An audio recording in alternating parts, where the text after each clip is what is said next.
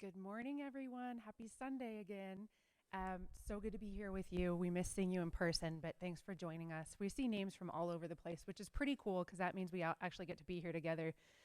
Just a quick request. If you have a second, can you please share this to your page? And that just allows your friends to see what you're watching, and the word is spreading. It's pretty great.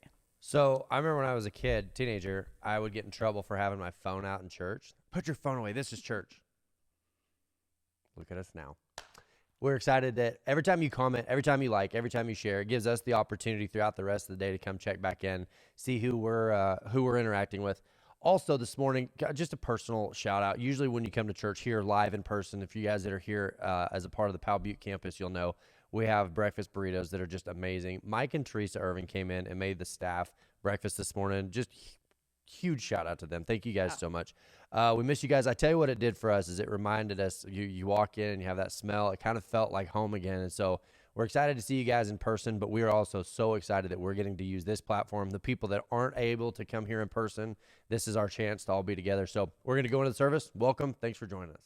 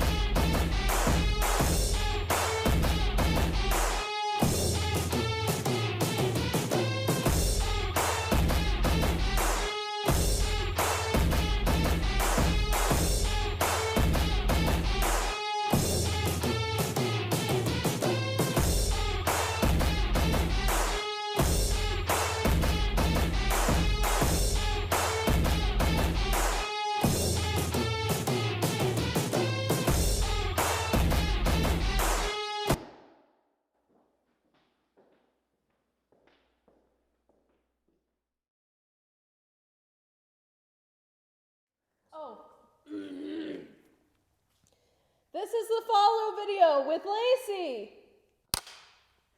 If you subscribe to our channel, if you will subscribe to our channel, you will be immune from COVID-19. We know we say it a lot, but this is actually a time that the church is growing. We're seeing tremendous growth, and it's because of you guys. You guys are sharing the page, you guys are liking content, and we're seeing an average of about 12 to 15 states represented in our services every weekend. So thank you. If you haven't yet, please go to the YouTube page, like it, subscribe, like the videos. This is how people see what we're doing. You also get notifications of new videos that pop up. Also, please go to Instagram, like Instagram, and follow us on the Facebook page if you're super old. That was perfect.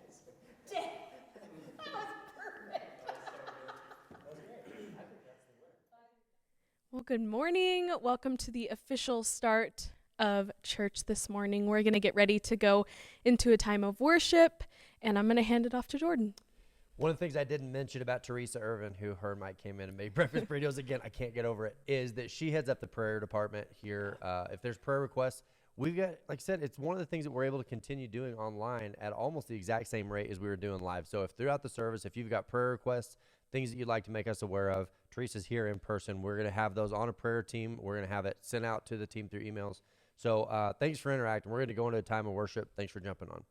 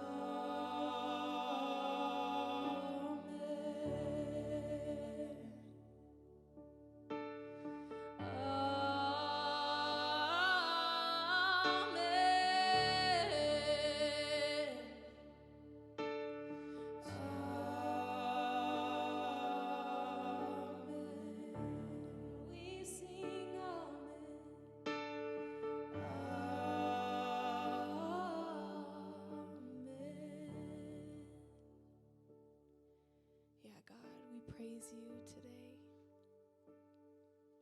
God, we know that you invite us to come and sit at your feet. God, we just thank you for this moment of worship. God, help us to live our days worshiping you in awe of what a Savior you are. God, we know that you give us faith that fear can't touch. God, you give us peace that fear can't touch. So God, we love you and we worship you for all of our days. All right, well, Lacey and I just wanted to hop on here before the sermon a little bit. We are a little bit spoiled as a team because we get to hear the sermon ahead of time. And so we know, even though Jordan is preaching to a somewhat empty room, we were all here amening, is that a word? And cheering him on because the sermon was just so good. So one of my favorite things that Jordan does is he preaches a sermon and then he preaches another sermon right after. So you have something very exciting to look forward to after the sermon, but it's still a sermon. Yeah, exactly. Well, I would just recommend, well, first of all, I kind of see Jordan's process being his wife, and he had a lot of resistance on this message. Mm-hmm. And so it's pretty cool how it turned out, but just a little heads up, I would hang in there till about the last 7 minutes, and it's like all of a sudden everything comes together. So he doesn't preach a lot on current events or anything like this, but this is very topical for what's going on. So be sure to share this with your friends and hang in afterwards. Yeah. What's going on? Yeah, we'll go back into worship after the sermon, and then we will go into a Q&A. So again, when you're watching the sermon, if you come up with any questions, be sure to write them down, be thinking about them, and you can ask Jordan directly during our Q&A. So we're going to go into the sermon. Welcome to day 871 of the quarantine. Here's what's interesting to me is there's two, it seems like there's two parallel thoughts. And one is gloom, doom, end of the world. The other is I'm not going to be afraid. Everything's fine. I'm going to ignore. And I'm not sure between the two of them. I don't feel like I'm kind of either one.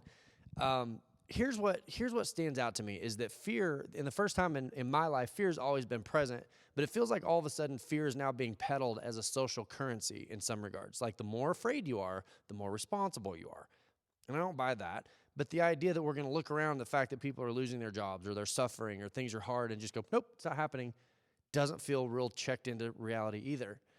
And it reminds all of us kind of that the world has never been this sort of utopian place where there are no problems. People from the beginning on this planet have suffered injustice and struggled and had hard times. There's been death and sickness and illness and struggling. And sometimes our life is so good and we're so free of tragedy that we sort of forget that it's present, almost like the monster hides in the shadows, because if we can't see him, we get to pretend he's not there.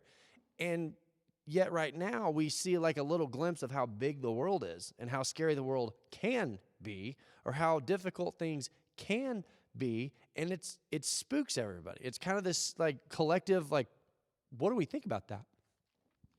And it seems like it drives people in one of two directions because the first direction, they're both actually the same, but they demonstrate differently. The first reaction is, we need God again.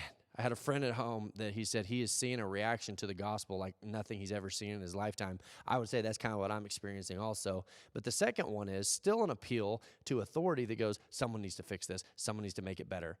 I heard a guy say one time that when privilege faces justice, they call it oppression.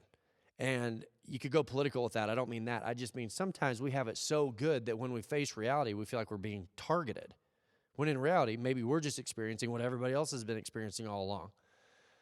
So when I say an appeal to authority, what I mean by that is we can go to God and we can go, God, I'm reminded that life is too big and I need a savior. Or we go, okay, who's going to make this better? And we start looking to each other. And in my own, the pastor in me says, hey, those kind of solutions have never come from Washington. Those kind of solutions have never come from a political office. The kind of solutions that we now need as we see this big, giant, scary potential for the world is a relationship with Jesus that goes beyond the circumstances. So just know we're kind of balancing through that right now. That's where I would say we are, is we're balancing through what is actually going on. We see things that scare us all, but what do we do with that? I've got a title this week, which is rare. The title this week is An Appeal to Authority. If you're taking notes, an appeal to authority. It's this reaction of when things get too big, We want to go find something that's even bigger. When we see a problem that's bigger than us, we want to go find a solution that's even bigger. We want to appeal to authority. Luke chapter 7, it says, he was not far from the house when the centurion sent friends to say to him, Lord, don't trouble yourself, for I did not deserve to have you come under my roof. That is why I did not even consider myself worthy to come to you, but just say the word, and my servant will be healed. Verse 8, for I myself am a man under authority, with soldiers under me. I tell this one, go, and he goes. I tell that one, come, and he comes. And I say to my servant, do this, and he does it. I remember when I was a kid, our neighbors, the McDaniels, I don't even know if it'd be so interesting to know where they're at. I haven't seen them since we were kids, but Tori and Jeremy McDaniel, and Jeremy was always over, and he was older and bigger and stronger and faster, and he was kind of like the definition of a bully, but we were kind of little, and we were all boys, and we all, like, there was one thing to do when the neighbors came over, sports.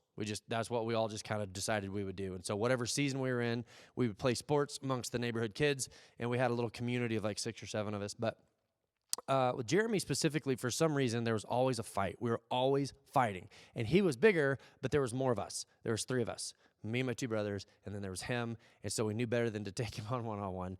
But at very least, if there wasn't a fight, there was at very least an argument. An argument would break out, and pretty soon, here's where it would go. Maybe you were a kid some point in your life. Maybe you remember these conversations. Yeah? Oh, yeah? Oh, yeah? You think so? Well, guess what? Guess what? My dad can beat up your dad. We knew that we had run out of options when we played the "My dad can beat up your dad" card. My dad can beat up your dad. I know he can beat up your dad because I heard him talking about it at band practice last night when his friends were over. No, I just made that up.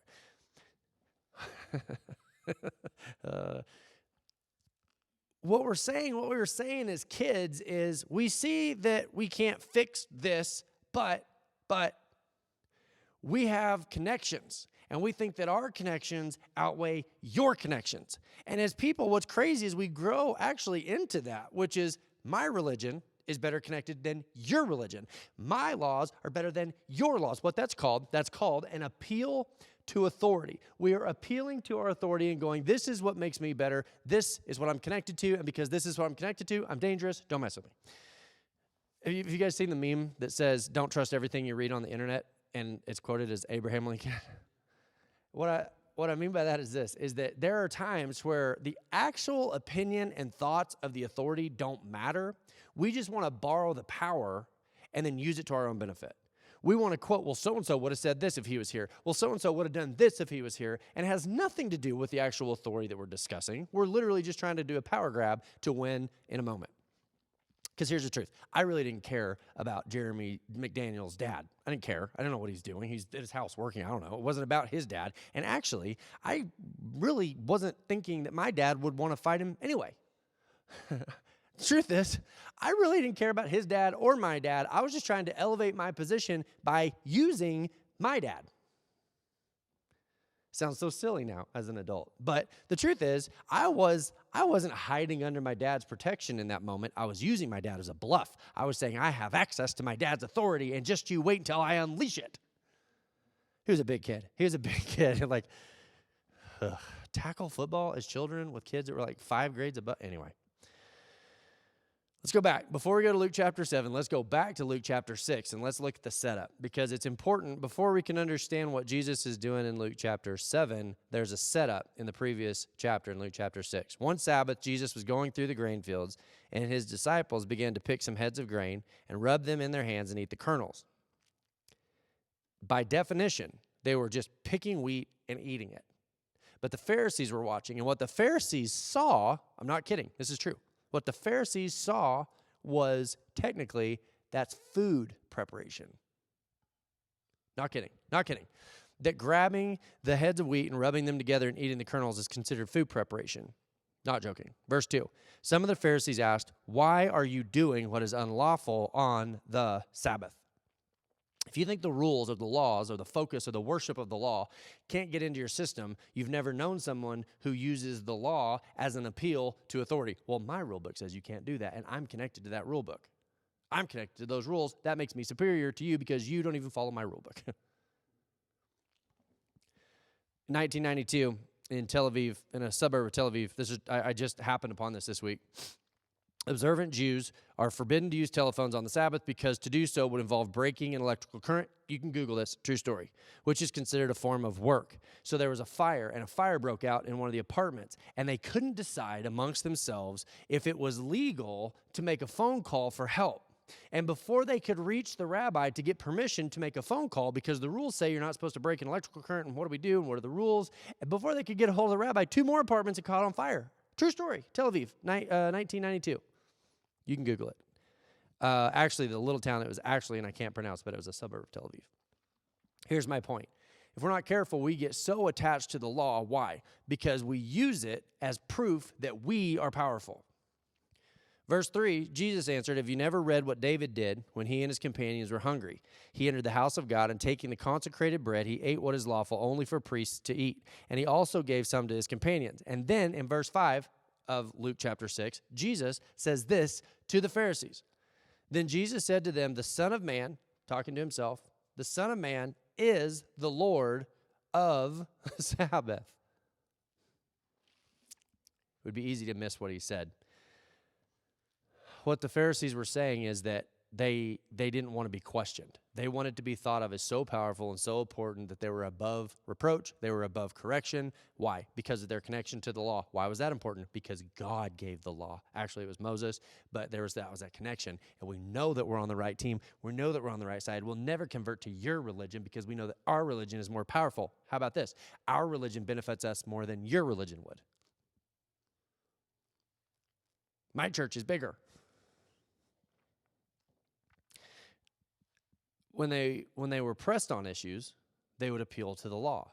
See, they would duck back. They would go, "Oh, it doesn't matter what I think because the law, what it says is important because, like God and stuff or whatever." Had nothing to do with God, who God was, which is actually what Jesus was. I don't care about God. I just care about my position, and I use the law to do so. What is that? That is called a what? What? An appeal to authority. I'm appealing to authority, not because it has a thing in the world to do with my authority, but because it elevates my own position. And this is what the Pharisees would do. So Jesus responds to them. They go, "This is why our opinion is so good." And Jesus responds with this: "The Son of Man is Lord of the Sabbath." Now, what is that saying? They said, "My dad can beat up your dad." And Jesus goes, "I can beat up your dad." I remember one time where, as a kid, I was roping the dummy, and this kid was like, "Oh, match you for $1." I was like, "Done." When I was a kid, I was deadly on the roping dummy, and I beat him. And he goes, "Well, my dad could beat you." And I go, "Well, how much money does your dad got?" Jesus is going like, I don't need your approval or your permission or it. I'm the Lord of the Sabbath. And how enraging that would be for them to go, "We're elevated because of our position to the law." And go, "God, I'm even above that." In fact, technically, if you want to just dive down the rabbit hole for just a second, Jesus was the law. They were appealing to the Jesus that they didn't know, and they were talking to a Jesus that they didn't know, but what they didn't realize is they were appealing to his authority for who? Think of this. I know this seems kind of convoluted. Bear with me. They were appealing to the law. The Bible says that in the beginning the Word was with God, the Word was God. That means that Jesus was the law. So they were claiming the authority of Jesus to try to overcome Jesus.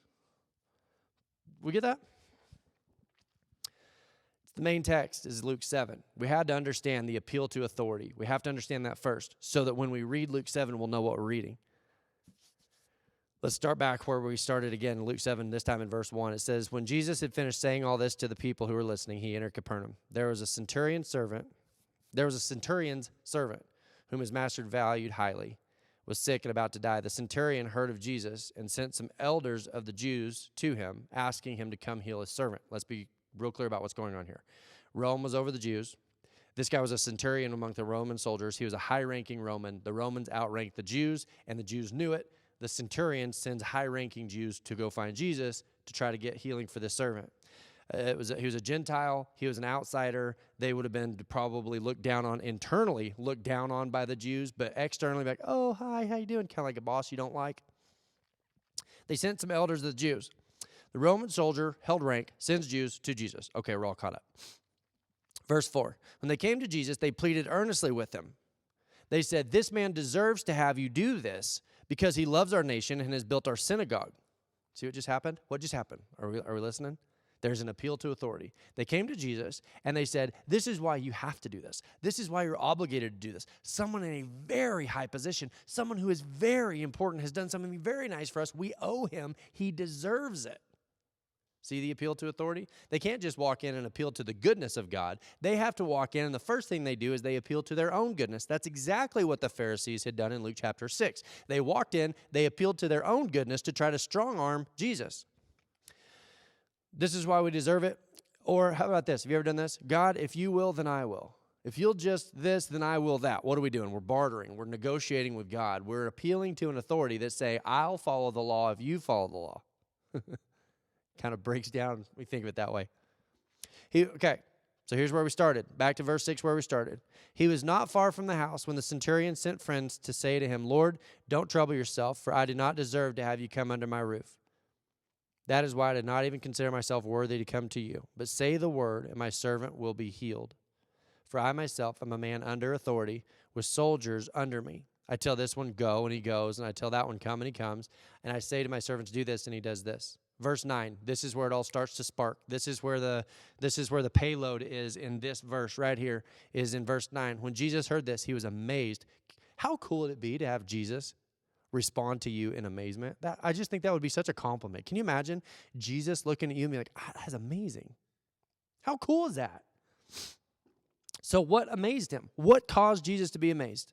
And turning to the crowd following him, he said this, I have not found such a man of great faith even in Israel. Now, if we understand faith to be persuasion, like he just persuaded. He said, I have not found somebody this persuaded even in all of Israel. That was insulting if you're an Israelite because they deep down thought of themselves as being kind of important because their dad was God and everybody else's dad wasn't. My dad can beat up your dad. And yet here's Jesus, God, saying he hasn't found this great of faith in all of Israel. Imagine how inflammatory that would have been. Then the man who had been sent returned to the house and found the servant well. Okay, so let's try to understand what we're saying here. Every other example that we looked at when people encounter Jesus, when people run into Jesus, every other encounter went something like this, some variation of this. Jesus, don't forget, my dad can beat up your dad. So, these are the laws. This is the Sabbath. This is the rules. This is why we're owed. Better play along. And we would never say it that way. We would never go to God and we would never go, God. However, haven't you heard that concept taught that if you do this, then God has to do that? And if you'll follow this rule, then God's obligated to this. That's what the entire prosperity gospel is based on, is that if you give, God has to give you back. It's an appeal to an authority. What authority? The law. See what starts to break down? Like, wait a minute, Jesus was the law. Jesus was the personification of the law that would be fulfilled with the crucifixion of Jesus. What? We're going to boil that down to somehow God is obligated because we followed the right rules? It's an appeal to authority, but it's not a higher authority than God, and that's exactly how they treated him. It's exactly what they were saying. Okay, God. But here, let's go even more granular. Let's break it down even smaller. What if you could say it this way? I am not under God's authority. I'm free to do as I please. Why? Because I already fulfilled the requirements of the law. Therefore, God works for me. Uh-oh. This thought process makes sense, and that's the problem. That's the problem, is that it does make sense. Not that it's confusing, but it's crystal clear that when we appeal to authority and we go, well, I'm good because I did this, what we're saying is, I don't work for God. God works for me. I followed the rules, and now he owes me. If we're not careful, what an appeal to authority turns into is an authority grab that says, my religion is superior, my church is superior, my belief is superior, and I'm superior because of it. Well, what about God? Well, I just assume he's in on it too. But the centurion says, what? The exact opposite.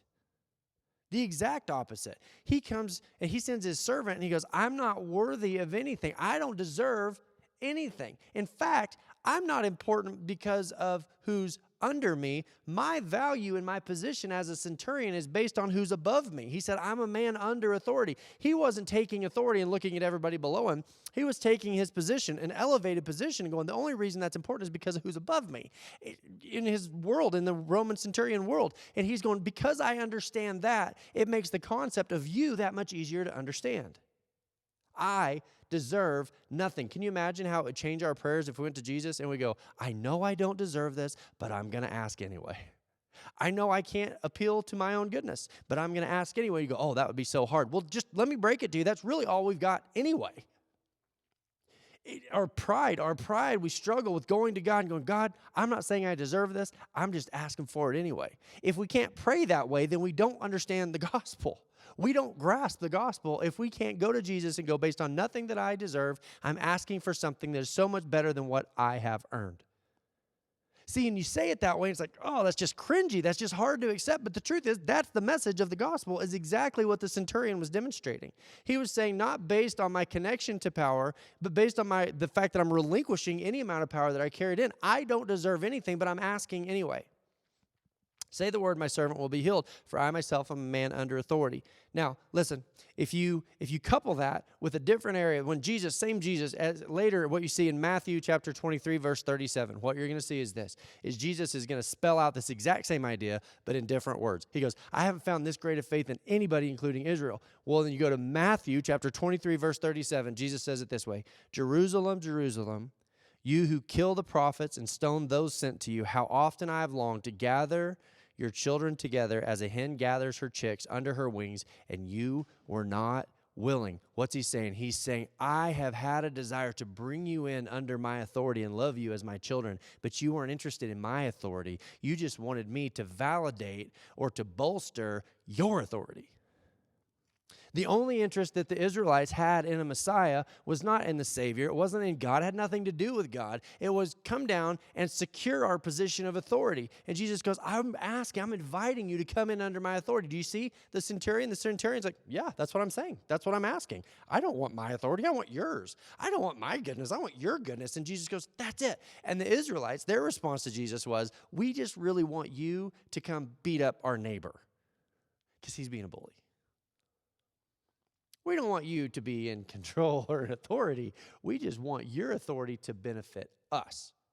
We, deep down, just want to retain control. You go, that sounds terrible. Isn't that what we do? Isn't that what we do when we ask God to fix the situation as though we know what's best? God, just could you take your power and give it to me? We don't go to God and go, God, I don't even know what I'm asking for. I don't even know what to ask. I don't even know what I want. I know what I want, but I don't even know if that's right. We don't even consider that. We go, if you'll just pray this way, if you'll just believe this way, if you'll just demonstrate this and this and this, then the law says God works for you. It's not an appeal to authority. It's a recruitment of his power.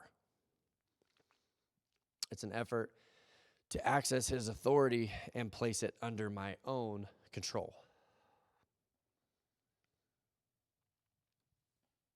Technically, let me say this. Technically, we're going to end the sermon right there. Technically. Because I realized, that's a good sermon, start to finish. That makes sense. That so many times we go to God and we don't pray, God, your will, not mine. That's what your will, not mine means, is not my authority, but yours. God, you don't have to beat up the neighbor if you don't want to. It's a good sermon. It works. If you came, you just wanted to hear something that makes sense, great. You can turn it off right now. But the truth is, it's not where the sermon ends. It's not where the concept ends. Because like I said, if we're not careful, we think of Jesus as being compartmentalized over there. And then we walk out of church or we click off at church, we turn church off, and then we go back to what? The real world. And we see the real world and the real life circumstances, and we forget that one is in control of the other. They're connected. You can't separate the two. But if we're being honest, I think sometimes we live that way. I like to avoid current events. I don't really lean into sermons that are about current events because it just kind of feels like sensationalism. It's just personal. I'm not saying it's bad. I just don't like it. But if you look at where we are today, here's what's interesting. We've got a wide swath of people who look to politicians right now in Washington or more locally to solve the problem. And if the problem isn't solved to our suiting, then we go, well, then we need a new politician. We need a different power. We need a different. What are we saying? Not Washington's will, but my will be done. And we get into this argument, and your guy and my guy and this guy. This is where everybody's going to tune out. You know, the fastest way to gauge if you're appealing to authority or if you're submitting to authority. When I say submitting, I don't mean that God's like, you follow the rules. I mean, in your heart, you're going, your will, not mine. The fastest way to gauge where we are on that, I almost hesitate to say it because I know I'm about to enrage both sides of a political party. Romans 13, verse 1 says, let everyone be subject to the governing authorities. But it doesn't stop there. It says, for there is no authority except that which God has established. The authorities that exist have been established by God. How often will you see somebody stand up and defiantly just bang the drum, freedom of religion. You're not going to tell me what to do. You're not going to tell me what I can or can't do. You're not going to stand in front of because God said. We love it. We love when politicians disagree with the Bible because then we've got them. Ha! Our authority says this, and we appeal to authority. Go, I don't have to listen to you because my authority, ha! Could that same Bible that we so eagerly thump when it suits our will, could that exact same Bible be opened and read in a way that confronts even us where we stand? Instead of appealing to the Bible as an authority that backs us up, could we also go to the Bible as an authority that goes, help me line up to your will? I wrote some names down. You want to hear them? I don't know where you're watching from, and I don't know what your governor is like. But right now, our governor is in a pact. Like I said, the official sermon's over. So, we're getting political. Not exactly. But I already said the sermon's over, so you can't even criticize me. Gavin Newsom is the governor of California. Jay Inslee is the governor of Washington. Kate Brown, the governor of Oregon. Here's my question. Could we pray for our political leaders with the same heart we would want someone else to pray for us? And I understand how hard this would be to hear because we like to view people as being the enemy, either the source of the solution or the source of the problem. But what if we could go beyond that and go, God, we don't want you to back us up. We don't want you to bolster our position. We want you to align us to yourself. And God would say, according to Romans 13:1, then why don't you get behind in prayerful consideration of the humanity of your political leaders, and instead of deciding that you're going to bang the religious drum to take down the political authority, what if we could go, I'm going to pray for them because I see that they're in a position that is probably stressful, and maybe they're making decisions that don't line up to what we believe. Maybe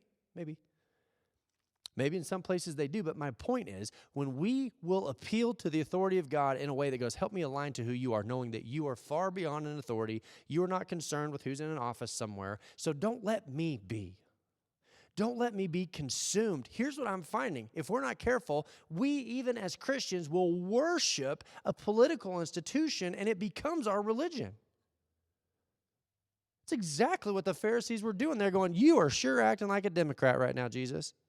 You're sure looking a lot like a Republican, Jesus, and I don't know what you think about that, but this is what we think, and we have the law on our side. Oh, by the way, our religion says X, Y, Z. Hold on a minute. That exact same Bible says that we should be praying in considerate prayer for people in positions of authority. Can we do that? Is it even possible? Is it even possible that as a church, when someone comes to us and goes, I'll tell you what about Kate Brown, we can go, have you prayed about it as much as you've complained about it? Or do you just want to appeal to authority so that deep down you know that you're right? Because that's what an appeal to authority does. I don't have to change, you do, because being right is on my side. That makes you wrong. And Jesus goes, that's what I came to destroy in the heart of people who claim to follow me.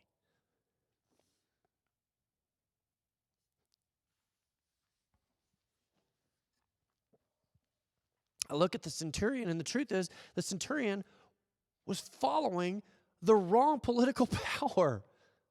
He was of the wrong political party. And Jesus points to him and goes, I have not seen faith like that in even our people. Think of the most politically opposed person you can think of and have Jesus amazed with them and promoting them and loving them. What would that do to us in our spirit? What it proves is deep down, sometimes we want to appeal to authority. We don't want to submit to God's authority. So here's what I'm going to do. I'm going to wrap it up, and I'm going to pray. Gavin Newsom, Jay Inslee, Kate Brown, you can put your governor's name if you want to, but we've got political leaders that, like it or not, are in a difficult position, and maybe they're making decisions we wouldn't make. But I'm not praying to a God that's sitting behind one of those desks. I'm not praying to a God who sits in a White House.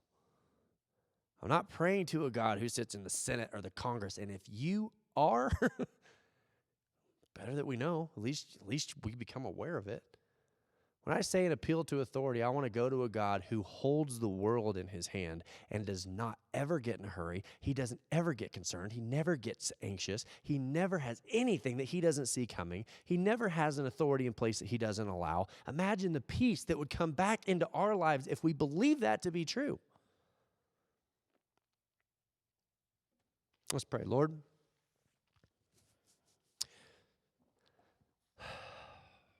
make us aware of the times when we're worshiping at a political altar. You didn't call the church to take up political arms. God, I pray for Jay Inslee. I pray for Gavin Newsom. I pray for Kate Brown. Lord, I pray that you would love them in a way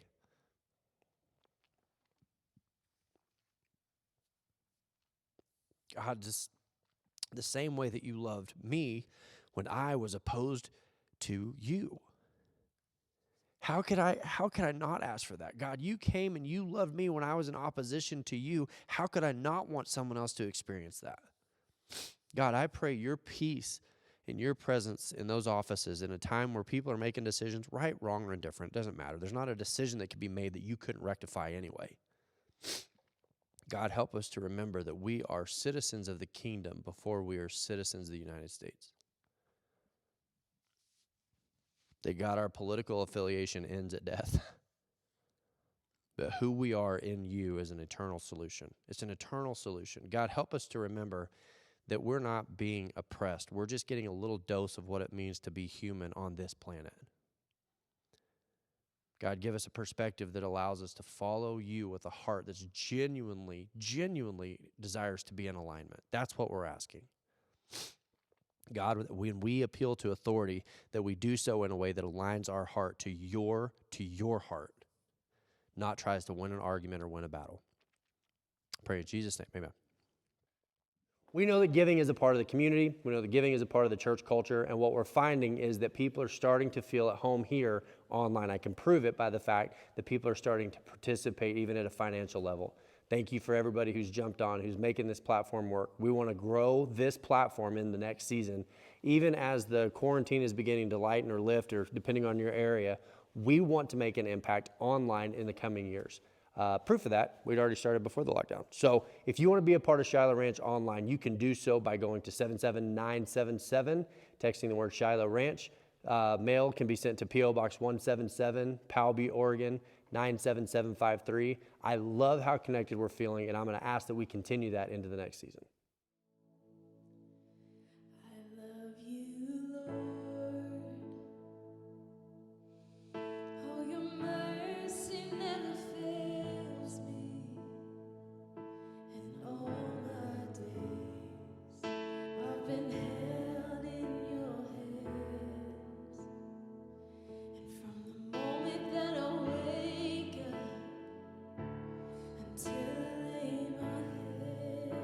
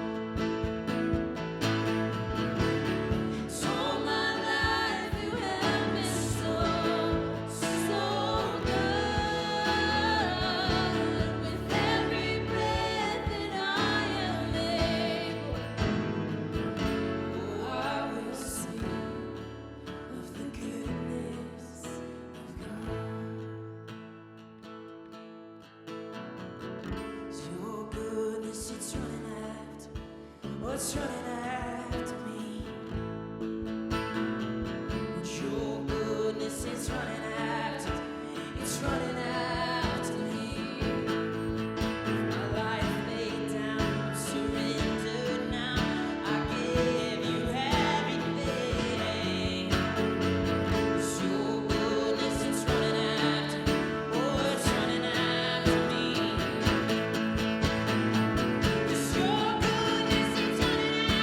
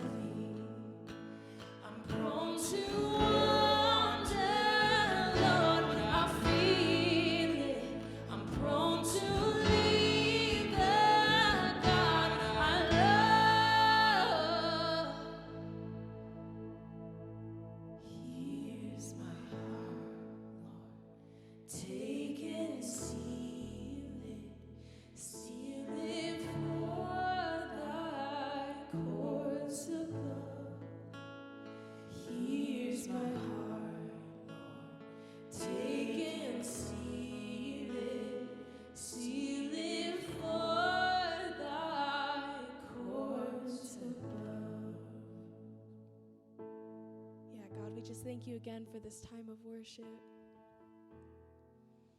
We know that you are a good God, and you're a good Father, and you're a good friend. God, we know that your goodness and your love runs after us. So God, would you just help us to run after you in the same way? God, we're prone to leave, we're prone to wander from you. But we know that you bring us right back to your heart when we need it the most. God, help us to worship you every single day. Help us to learn more about you every single day. And we love you. Amen. We're back. So we're back. We're back for our weekly Q&A. We hope that you actually wrote down questions this time, and it's not just going to be a bunch of comments about how great it was. No, it can be comments about Yeah, that. it can be comments. That's fine. Nicole, like maybe- Nicole Baker's last comment was, I think I'm a bit confused about some of the middle of the sermon. Me too. Guess Just what? kidding. This is your chance. I'm loving parts of this. Obviously, we're excited to see everybody again. We can't wait to see faces again. There's an energy in the room, obviously, when people are here that we're missing and that we're lacking.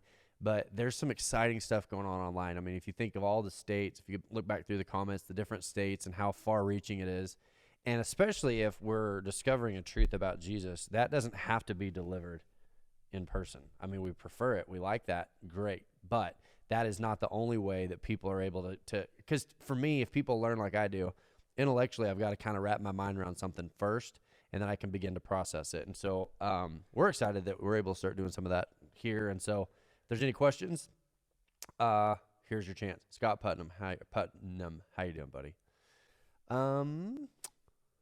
Lacey reminded us that. We should start asking questions of everybody who comments. We should start calling them out and asking them questions. Oh, okay. Start Really quick before we forget, we are doing something tomorrow at 6:30.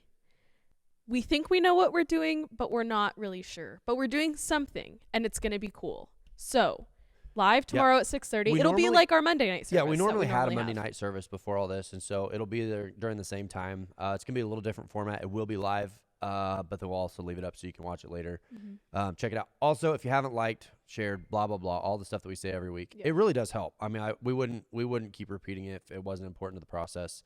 What's amazing to me is how many people are logging on or commenting and says, hey, I saw this through somebody else's share. Hey, somebody shared this with me. And so you actually get to play a giant role kind of in the distribution of what's going on here. And I know we're so geared to ignore the, like, comment, got it. But if you actually will do that, even now, like you can share it now, it allows people to retroactively go back and watch. And so we appreciate the help with that. Mm-hmm. Scott and Sheila Leach, I grew up Catholic, and I wonder why at communion the verse. I feel like that was almost a complete thought, and we're waiting for the second half of it. Complete your thought. We like it. We like that you're participating. We just want to hear the rest of it. Scott and Sheila Leach. Is it Scott or Sheila? I wonder which it is, because I know both of them. I like both of them. I just can't figure out which one would have written that. Jessica Barnes. Mary is in here making me cry with her singing, laugh with her comments. Did you guys notice there was like a little comment battle going on during worship? I grew up Catholic. I wonder why the communion verse only say the word and I shall be healed is said. Sheila. Hi, Sheila. I've been listening each week. Hi, Kim. Okay, here's say the word and you'll be healed. What he's doing is he is appealing to the authority of Jesus. He is saying, by your word, it is your word that is the authority. Where what you see everybody else doing is because of my works, because of my earning. It's like they think their bank account is full and they're comparing their equity. Their equity according to Jesus' authority. They're offering their equity in comparison to Jesus' authority. When he says at your word, he's saying my bank account is empty. I'm owed nothing. I deserve nothing. I'm just appealing to your goodness. And Jesus says for a Gentile or a Roman centurion to be able to see that is remarkable. And when the Bible says faith, keep in mind that when the Bible says faith, it's basically just persuasion. That's what it's talking about, is the level of persuasion. He's saying, I haven't seen anybody that persuaded in all of Israel, because Israel had a superiority complex. They'd been given the law. They were God's chosen people. They were carrying in a sense of entitlement. And Jesus comes in and begins to combat those things because they weren't appealing to the authority of God. They were appealing to the authority of their nationality. And I think that's what's so interesting. You start talking about the politicians. It's interesting because it feels like that's kind of what we find ourselves doing. We feel like well, we're good because we affiliate with this party. Well, we think we're good because we follow this rule. And the centurion goes, it has nothing to do with me. It's 100% about you. So at your word. Dad Buchanan, do you have any thoughts on why Jesus picked that point in history to take on human form and challenge the existing authority and establish his own by fulfilling the law? Okay, I'm on the spot. Thanks, Dad. I was 35, turning 36. Yep, 52. Okay. Do you have any thoughts on why Jesus picked that point in history? So it's interesting because two things. They were under Roman rule. I'm not going to give a full answer here because, to be honest, there are parts of it I don't know the answers to. But I love the fact that he was appealing to Israel while they were under the Roman rule. And every time somebody goes, how can you be a part of that political party when they're doing that to people? Both sides say that. Both political sides, even today, say what the Israelites were saying. How can you take up their cause? How can you call them human when they're killing people or they're costing lives? The Romans were literally killing Israelites in the streets. And they take that to Jesus, which seems like a fair point. And they're going, Jesus, how could you say that? And Jesus is going, I'm not going to get in the middle of your politics. And that was ultimately why they crucified him, is because he wouldn't take up a political position. And they were literally killing people in the streets. And they said, what do you say about that? And Jesus says, I say, take up your cross, which was a torture device.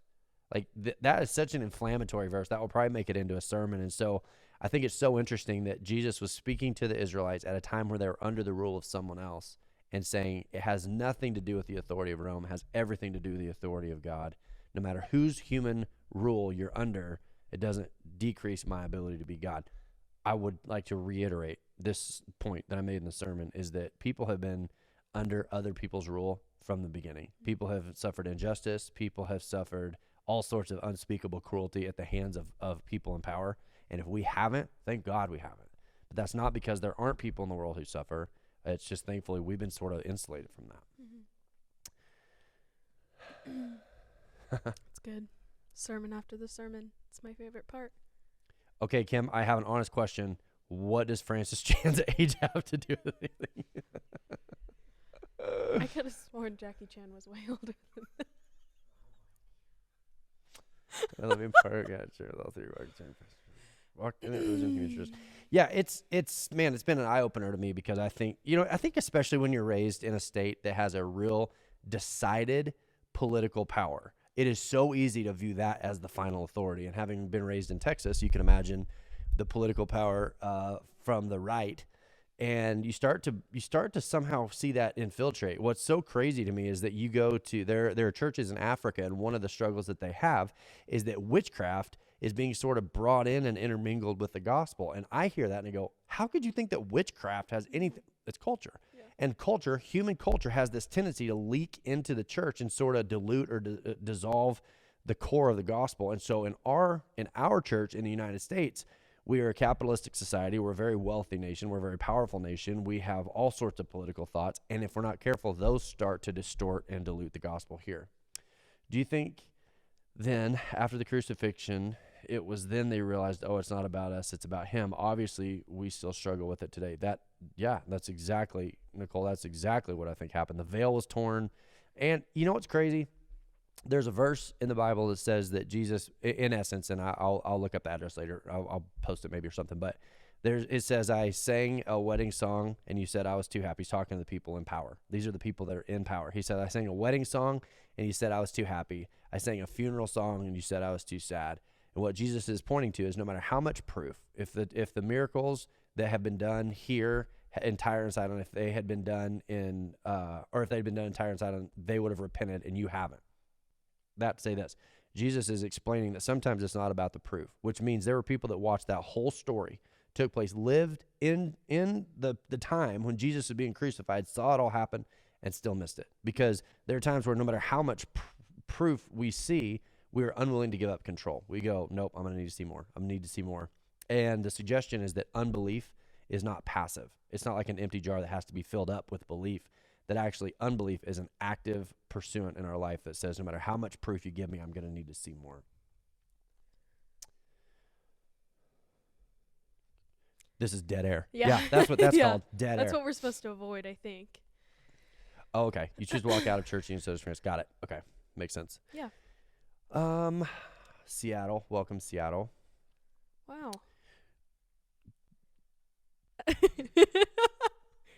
Does anyone else have anything to say? Any questions from the It was team? interesting to me, like, and Lacey mentioned it. I am so anti current events. I hate talking about current events because I feel like that's been so overdone, especially from the pulpit, to try to rally relevance, to try to garner relevance from the pulpit. Watching in Powell Butte, Levi. Levi's watching in Powell Butte.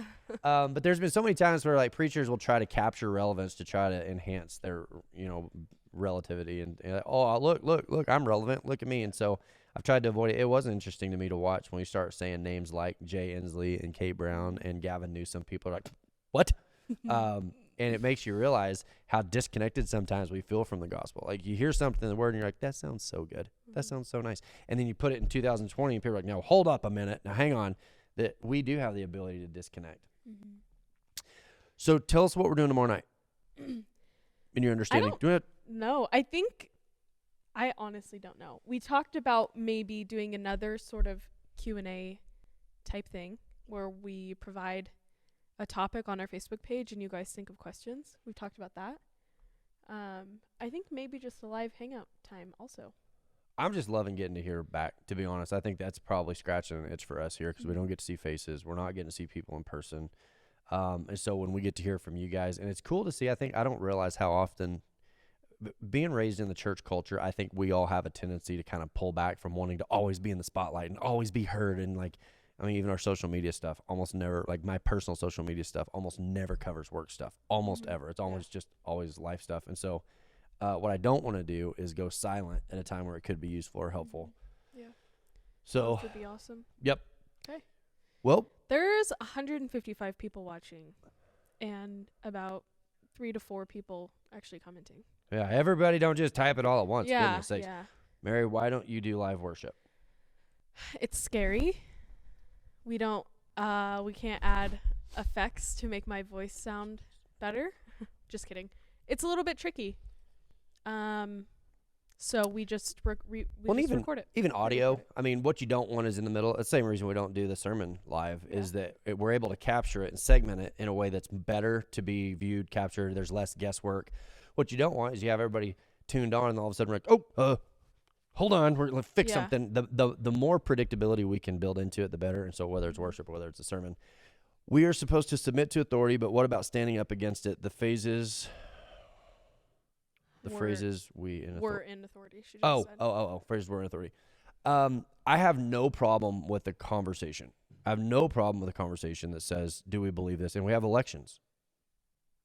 And if the elections don't go the way that we want, still a little in disbelief this is live. I know, crazy, Mike. I think there is civil unrest that is not beneficial, and I think there are elections, and if you really want to make a difference, then I always think that doing things through love instead of fear is your most effective thing. Like we live in a state that we know we can kind of predict how we think the elections are going to go. But let me say this, and I will hard stop, everybody stop, just a minute. Everybody wants to live under the authority that they prefer, but sometimes the gospel goes further under the authority that we wouldn't prefer. Sometimes the message of the gospel reaches further in a political climate that disagrees with what we believe spiritually. And we get so distracted wanting to stand up to the authority that we forget, like we've been given a higher authority from God to love the people that we can see. We've got a 1017 project that's trying to give more food away than we can even fit on the place. I mean, there are things that we could do to appeal to an even higher authority rather than standing up to the temporary current model. Because, I see a lot of things that I disagree with coming out of Salem and our state being in Oregon. I see a lot of things I disagree with, but even above that, what I see is a call to love people in a way that makes it an impact. So if you are concerned with what's going on in Salem, I get it. If you want to do something about that and stand up and have a voice, I get that. But don't forget that there's an authority above that that's called us to love the people that we can see. You guys are doing a great job. I'm going to read this one out loud. You guys are doing a great job. Thank you. Keep it up. Keep watching Sermon with My Dogs on the front porch. Oh, still in disbelief. Okay. Guy Grindle says, for there's no authority except. Yes, Guy, that was in the sermon. That's exactly right. Sometimes. Oh, okay, there's a question at the end. I missed it. Sorry. You get too excited. Hey, sorry, probably, Brandon.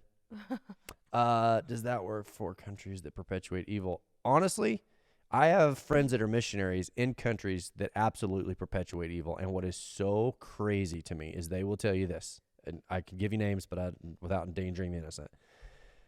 I know a guy, I was listening to a guy talk about, he was a missionary in a country that had literally protected and housed bin Laden. when he was being pursued. So we would classify that as perpetuating evil. And he said they operate according to a code that they hold, that they believe. And they actually, even though they were dangerous, and looking forward to hearing Mike McLean's question. I'm getting back to Guy's question that is also possibly Brandon's question. That he was able to do work in those countries. And here's what's crazy. Ready for this? That Muslims were having visions of Jesus in their sleep, and they were waking up, and had it not been for him being present in these countries that are perpetuating evil, he didn't have the opportunity to speak about those things unless they came to him. So my point is, regardless of how we see it at a human level, the belief is, Romans 13:1 says that God is working in all things. That doesn't mean he's making everything that is bad into good. He's saying that he can work with good or bad to collectively together create his will in a way that we may be not able to understand. And that's not just a dismissal of common sense that says, I don't know, it's impossible to understand God. It's this world that we see is a warm-up. It's a practice. And I think there will be as many people that miss heaven based on discomfort. There will be far more that miss heaven based on too much comfort. And so they live a life that never challenges them, that never causes them to dig deeper, that never causes them to realize that they need a God in their life that can save them and love them and operate according to what the gospel teaches us. And so they're never driven to God, and they miss it on an eternal scale. So on an eternal scale, what's worse? Living in a country that's awful on this end, and it drives you to a vision of Jesus that drives you into a relationship, into love, that the concept of love is being given to you from a God that is beyond your reach, or a country that lavishes you with so much comfort that the idea of God is kind of inconvenient. Well, then all of a sudden that opens the door to like, well, then I don't know.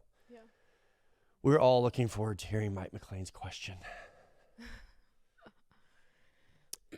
Yeah, I mean, and that's what's crazy, Amanda, about the depth of it is I love scratching the surface, because we just lock in, and I'm as bad as anybody. We lock into our talking points. We know our talking points. We know our answers. We know the good guys. We know the bad guys. And then you read something like that, the centurion, and we go, yeah, the centurion, we know that story. What we don't realize is he was literally on the opposing team. He was a part of the structure that was destroying Israelites in the street. He was wearing the same uniform. And Jesus says, that's the greatest faith I've seen, even more than Israel. And if we understand the depth of what he's saying, we go, then maybe there's more to the gospel than what I even understand. I think for a long time, it's probably, especially, I don't know how deep to go into. I'm going to do it. I'm risking it. After 9/11, it was real easy to decide what we thought the enemy looked like. Imagine Jesus pointing to somebody that we deemed looking like the enemy, and what we realize is that that's probably how Jesus looked. The person of Jesus probably physically looked exactly like the people that we were pointing to, saying the enemy. And man, that's frustrating, because then what if Jesus would have pointed to somebody that was against us and said, that guy is a better demonstration of the gospel than this church?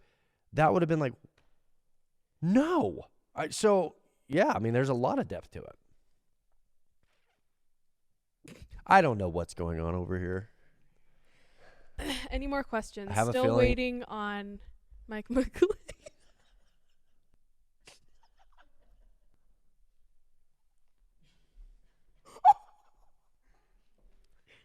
I blame you guys. See if there have been crying. questions rolling in.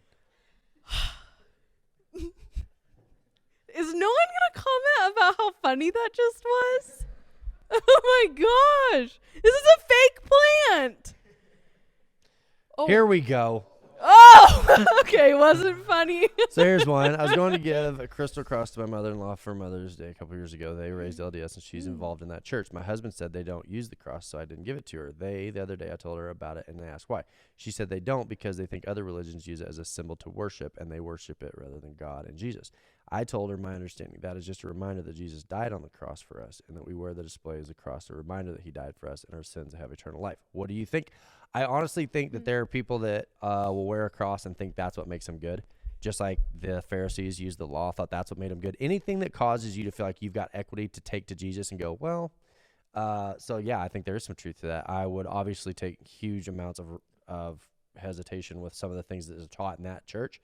But on that one specifically, I would actually agree. How would you explain to a new believer the blessing of obedience to God while not using that obedience as an appeal to God's authority? In other words, how do we best explain that his obedience is worth it? Abby, my favorite question of the day.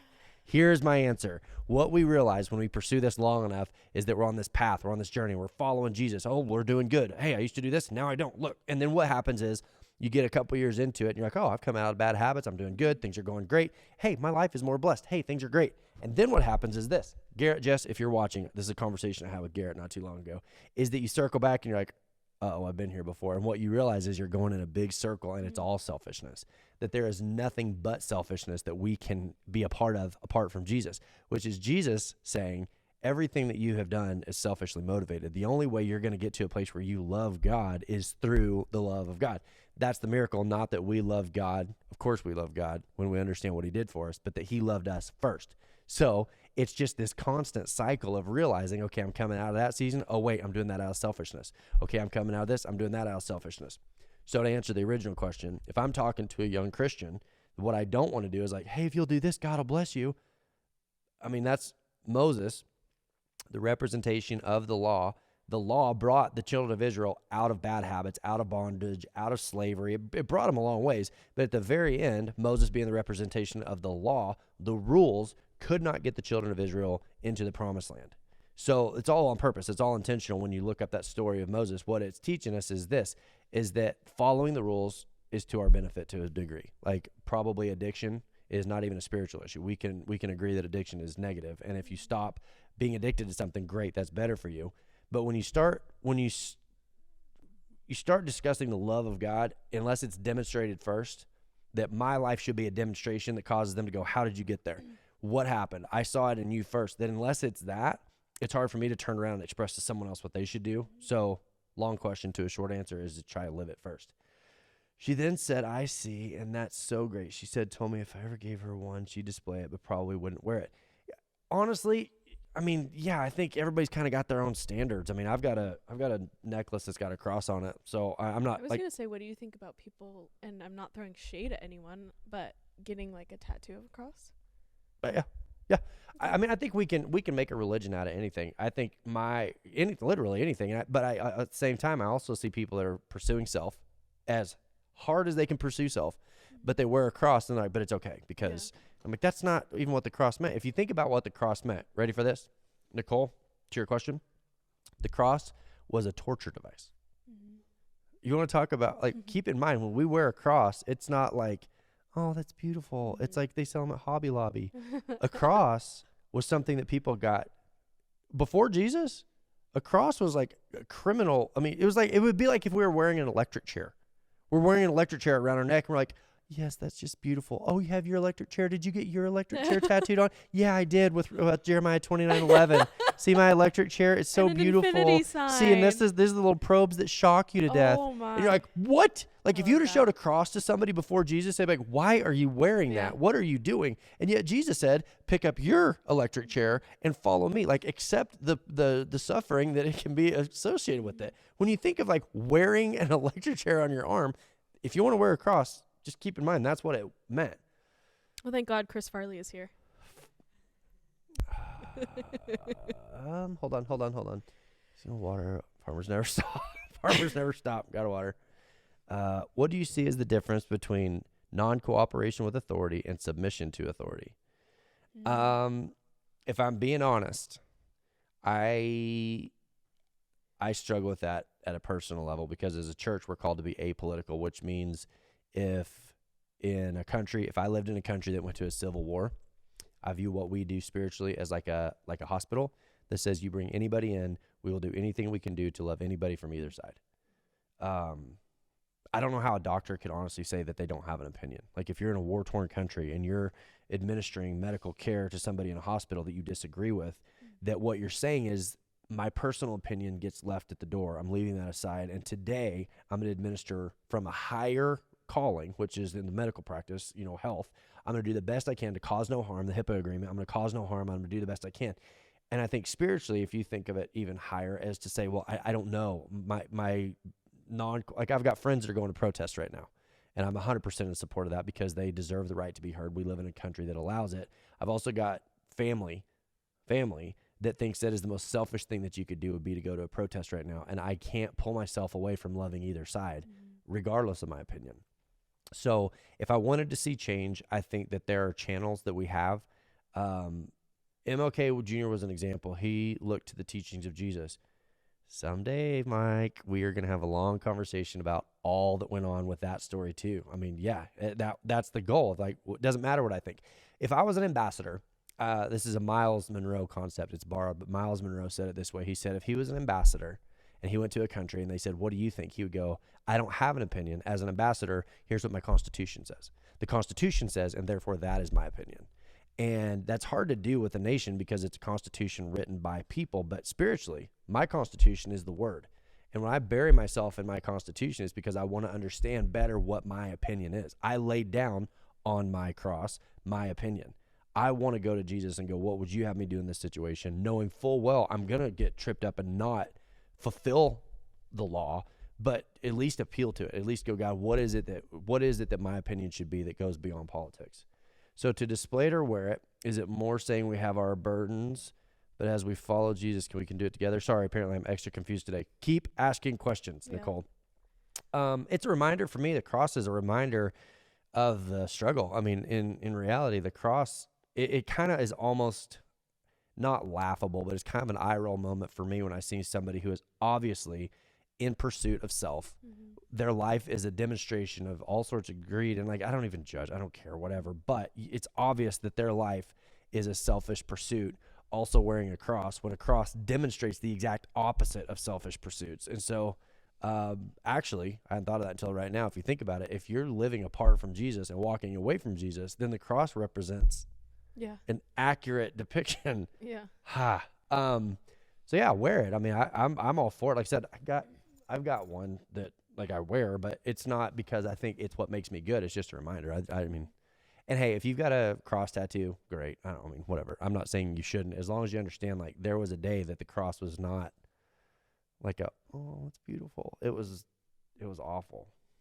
Actually, more like a lynch than an electric chair. I mean, if you think about it, that's a lynch. What? Conversation for after we get off the air. Okay.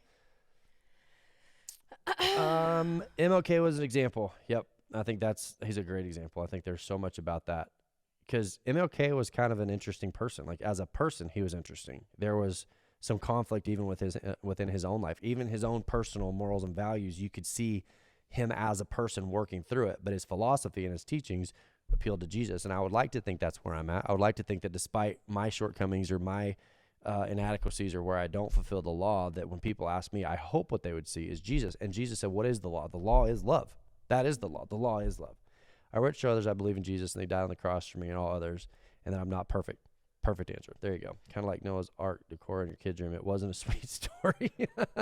You might notice they never include anybody that wasn't on the ark in those pictures. Here's my question. No, I'm not going to ask. That's stupid. Oh, okay. Yeah.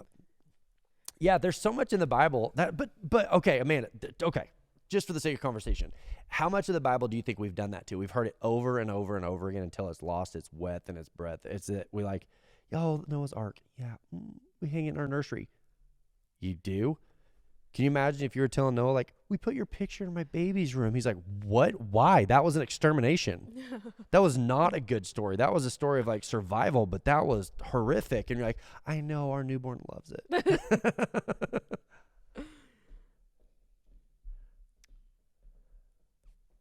What about dinosaurs? So, anyways, yeah, David decapitated Goliath. Ew. It's my favorite story. So much. Oh my gosh, you guys, I could go into detail would about things that are in the love Bible. to do There needs to be a that, sermon. actually. There needs to be a sermon. It's like, all right, we probably have to do it live and not recorded, of like all the things that are discussed in the Bible. They're like, what? Like, the Bible is not what we've turned it into, but like, you hear it enough and enough and enough. David and Goliath, you can do this. This is about you running a marathon in your high school. Like, no, David and Goliath was this brutal, awful, bloody conflict that resulted in big time death. Like, it was not about a football team in high school. Maybe we could just live stream us watching VeggieTales and then just like tear it down. Like, no. Can you lose your salvation? Oh, Michael, I love you so much. Shoot. Listen, here is my opinion, and I can live with the fallout. I was raised with a term, maybe some of you guys are familiar, backslidder. Ooh, backslider. Oh yeah, you had to explain Backsliding. that to me this week. Oh, backsliding. What's backsliding? What's a backslider? Anytime somebody did something that wasn't being Christian, it was like, oh, I think they might have backslid. Which is fun because as people, we're determining how saved someone is. I knew a lot of people that walked away. This is my honest opinion, and this actually departs even from some of the people that some of the beliefs I'm supposed to hold. I've known a lot of people that walked away from the church. Everybody has. Everybody's known somebody's like, nope, I don't believe this. I'm out. I did it. I walked away from the church. I walked away from everything I was supposed to believe because I couldn't complete it. And exactly what I said today about like, I'm supposed to do this. I can't. I would love to. I wish I could. I wish I was like that person. I'm just not. The joke, you've heard it, is I felt like my Christian bone was broken, but it wasn't a joke at the time. I actually meant it. Here's my current opinion is I've never known anybody who had an experience with Jesus, a personal experience with Jesus, that has operated in grace and mercy and the fulfillment of the law and had this moment where they realized the work of God and the work of their, like, they didn't do good so that God didn't have to do as good, but they accepted their position and thus what God had to do on their behalf. I've never known anybody that's ever walked away from Jesus. I've known thousands of people that walked away from the church. I don't know anybody that's ever walked away from Jesus. And so I'm personally not sure, to be honest, what I think about that. I would say that if you've had a personal saving relationship, personal experience with Jesus, I don't know. How would the lady that was saved in adultery, that got drugged in front of Jesus naked as a woman in those days, drugged in front of Jesus naked by people who were trying to enforce the law and kill her, and Jesus says, where are your accusers? And she goes, there are none. And he goes, well, neither do I. Go and leave your life of sin. How could she ever walk away from that person? How could she ever walk away from that Jesus? And so it depends. Can you lose your salvation if it was based in what the church brought you, what you earned through the church and through your rules? Yeah, I think people can walk away from a salvation if it's based on the rules. I don't think you can walk away from a salvation that's based in a personal relationship with Jesus. The hope is that the cross will remind us daily to pick up our own cross in pursuit of following Jesus, to remind us of his perfect sacrifice, his perfect love for us. Yeah, I think that's exactly right. I think it would be good to show people history, and does and can probably will repeat itself. Absolutely. Did you get kicked under the table too? No. I'm not wearing the right shoes. No, Mary's not the one that kicks me. If I get a kick, it's going Yeah, to come from this direction right there because that's where Lacey's sitting. And it's not like she wouldn't. It's not like she hasn't. It's just not yet today. What if we? Never mind. I did get water poured on me, Watch this. but no kicks yet. Oh, no. Oh. Oh, it actually soaked in somewhere. Shoot. I know this is supposed to be a church service, but how did that? Oh, look. Oh, now it's leaking. Oh. It's ridiculous. I hope I don't. Hey, if you hold that up to your ear, you can hear a pasture. Okay, it's profusely leaking. But not when you turn it upside down. We're magicians. Welcome to the magic show. All right.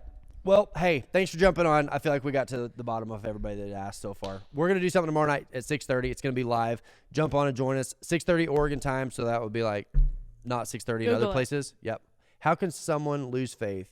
I could never gain or earn except by grace through faith, which is a free gift, by actions or inactions. Hold on, Cal. We're not going to tune off until I read that question and answer it. Hold on. How can I lose something I could never gain or earn except by grace through? Okay. For government officials feel so let down. Okay. Now, where are you guys at? We poured weird grass water out in here. Everybody come. Every single time Okay, we threaten Cal, to get off. to your point, that's exactly right. It says that we didn't love him first. He loved us first. He pursued us first. And I'm completely with you. When there's an acceptance of the person of Jesus at a personal level, I don't know how you could walk away from that. And maybe someday I'll change my mind. But today, and this doesn't even necessarily align with what I'm supposed to think, but if it's based on rules and religion, I think you can walk away. If it's based on grace of who Jesus is, a personal relationship with Jesus, then I'm with you. I'm a hairdresser who's out of work at this time. It's been a very difficult time for me. I have highs and lows. It is so hard to want to pray for our government officials when you feel so let down. I think that's part of being human. I think that's completely fair. I love that you're at least honest about it. Most people are like, no, I for sure pray for them, but we don't. And so I think you're halfway there by at least being honest and going, I don't want to. That's what it means to be people, is to go, this is what I want. This is what I feel. This is what I think. But can I get to a place where I can push past that? Because I don't view our government officials as having as much power as others maybe do. and that's not to downgrade the amount of suffering or hurting at all. It's to say at least we're halfway there by going, what I naturally want to do is hope that they fail. It's at least honest. But then beyond that is kind of the goal. Cindy Bodie, you made a statement in the sermon that I missed writing down. If you can recall, it was something like, no matter the rulers, the authorities we live under now, it doesn't compare to I'm assuming the authority of God. I'd have to go listen, help. I feel like it could be helpful in a left-right conversation, believers or not. Okay, I would say this. If one of the comments I think that got the most feedback was, have you prayed for him as much as you complained about him? And that comes from people like right now, I swear the whole political climate is like, that's it. It's all Trump. That's it. It's all about Trump. Everything's about Trump, both sides. And I'm like, then if you feel that way, then let's say that you're opposed to Trump. Let's say if you're opposed to Trump, are you praying for him? And if the answer is no, then why wouldn't you be? If you think he controls that much power and has that much say-so in the well-being of your life and the life of others, shouldn't that be the person you're praying for the most? If you think he's the best thing in the world, great. Are you also praying for him? Because if you're not, what you're saying is he already understands he couldn't possibly fail. He's a person. And so I thought, well, if that's true about somebody on the right, it could also be true about someone on the left. And so when we prayed for Jay Inslee and Gavin Newman and Kate Newsom, Gavin Newsom, Do you even know sound who right. it is? That didn't sound right when I said it. Gavin Newsom and Kate Brown. The reason is they are people. They're in a very difficult position, and even if you agree or disagree, they are people, and that's the goal. Is that the authorities that they hold are less than the authorities that God hold in my life. And if I'm willing to thump the Bible and say they're wrong and I'm right, would I open that Bible and go, oh, wait a minute, I'm supposed to be praying for them? Thank you for the reminder to pray for those that you may be upset with, not to agree with. It's truly meaning of humble yourself. Oh, absolutely. I completely understand your feelings. I've also found that praying for people who have disappointed me changes my perspective and sees them how God sees them. Absolutely, Mindy. Absolutely. I think that's exactly right. Well, and isn't that what we really want? Do we want a religion that goes into our pockets so that we can use it as currency for power? Or do we want a God that we can go to and go, God, this is what I think. I'm also aware that that's wrong, so help me to feel differently about what I feel. I mean, I think that's where you see this church start having power, is when you hear something that you disagree with and you allow it to change you instead of trying to just go find other verses. The verse Jeremiah 29:11 is in there, and it is true that I know the plans I have for you. Probably can quote it. I know the plans I have for you, plans to prosper you, not to harm you, plans to give you hope in the future. That one gets tattooed a lot. But what you don't realize is that the children of Israel were being led into Babylonian captivity. When that verse was given to them, they were being brought into captivity, and the Babylonians lined the walls of their city with human skin. So when you say Jeremiah 29:11, you also got to look at the surrounding verses and realize that the verses that make you feel good are also surrounded by verses that challenge you and cause you to grow up and stiffen up and go, wait a minute, am I viewing God's plan for my life in context, or am I just going and grabbing religion to put in my pocket so that later I can be like, oh, nope, I got it. I already built my own religion with a few little hand-picked verses. Do you think people pray against people? Like, can someone who opposed a political leader pray against the political leader? Do you think God? Okay. What does my God opinion. do It's with my those opinion. prayers? It's my opinion. This is my opinion. Okay. I think that I get a vote, but I also think that if I'm praying for somebody, if God could appear to someone in a militant, life and death Muslim situation, have a road to Damascus experience with somebody in the Middle East somewhere, and have an introduction between himself and that person, then I know that God is not limited in his power to persuade or convince. So what I would ask is like, okay, God, if this is the plan, if this is the person in power that you got, and it seems so obvious to me that it's detrimental, what good is there to be found in that? Rather than, God, could you just change this so that I could understand it? Yeah. What if it was like, God, could you change me so that I could see what you're doing under the surface? Because oppression, sometimes pressure and oppression aren't that far apart. That what we call oppression is pressure, and pressure spreads. You look at what the church did in China when they started limiting the number of attendees. They would get to a certain size and they'd have to break off, and revival hit, and the churches started to grow and explode. What was supposed to be meant as oppression turned into pressure and drove the church into new areas. So I guess to answer your question, if I'm going to be praying against someone, I'm assuming that I already know what's best. And I can't get there. I would like to think that what God's got going on trumps what I've got going on, not that kind of Trump. Because in my mind, someone murders 50 people, and I would want to pray that God would send that person to jail if they were on the run or something. Well, it's just justice. Yeah, I mean, Yeah. that's justice. You pray that. But it's different when someone's like a leader. Yeah. Yeah. It's Well, different. okay. Yeah. So here's what I get sick of. I get sick of people complaining and not lifting a finger to love the people that they can see. Mhm. Their whole life becomes about tearing down a political figure that they don't like. Mhm. And it's turned into an obsession. Like, listen, I hope you're listening. It has turned into an obsession in this country that we hate this person, we hate that person, and people just sit around. We got extra time on our hands, and we just sit around and think about how much we hate them and how different. Like, just stop. Just have some freedom in your life. Have some peace. Pray for them. Trust that God is not like gone or on vacation. He's right there. He's right in the middle of stuff. And what opportunities could we be pursuing if we would look at it from that perspective?